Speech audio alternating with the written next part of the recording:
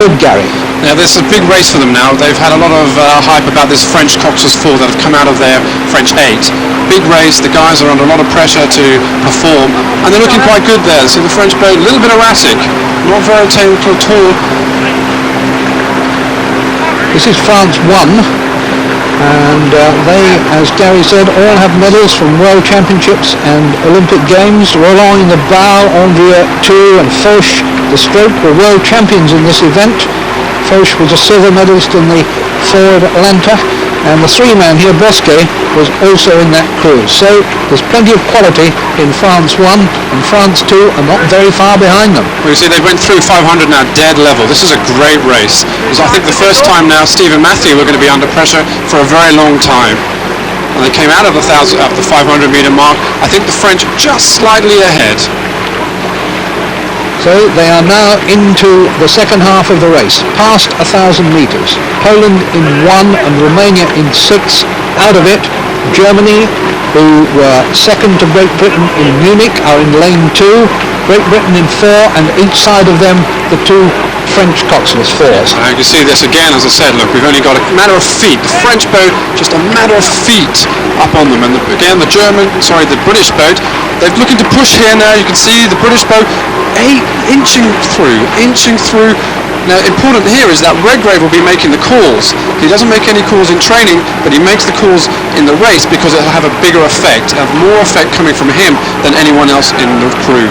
Now, when he was in the pair, Gary, it was virtually intuitive and easy for him to talk to Matthew.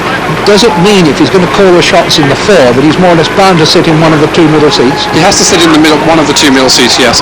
And I think the way they're placing it is the fact that Tim Foster is actually a very good bowside guy and is a good racer. So he can help Matthew lift the rate when it comes to it. And then Steve just slots in behind Tim. Tim is a very smooth operator, as you can see there. And Steve just slots in, does the calls, and it's easy then for the stone petter here and for James Cracknell behind. Big day for James Cracknell today as well here. Yes, the man who really has to prove to himself that he's as good as most other people think he is. So self-confidence, if anything, is the one factor that people are looking at in James Cracknell. And again, we can just see the British boat have gone out to a canvas, almost a quarter of a length here. It's not over by any means at all. The high rating, both boats very high. The French boat a little bit down on the heads. You can see their heads just sloping down, whereas the British boat looked very strong.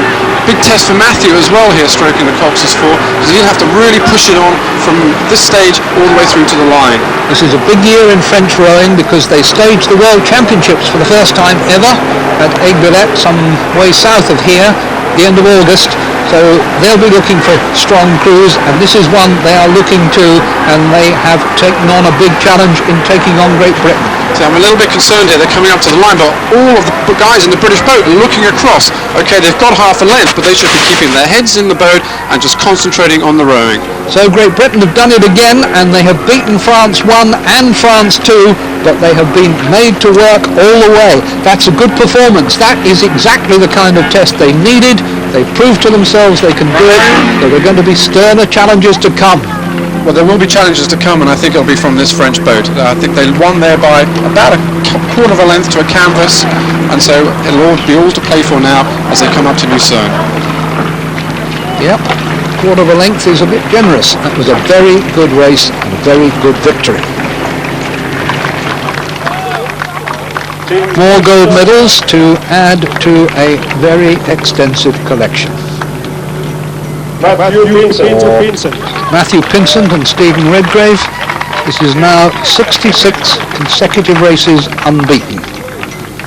Question now is the continuing integration of the 2 new men, Foster and Cracknell. They certainly had a bit of an examination here, and they know there'll be more to come.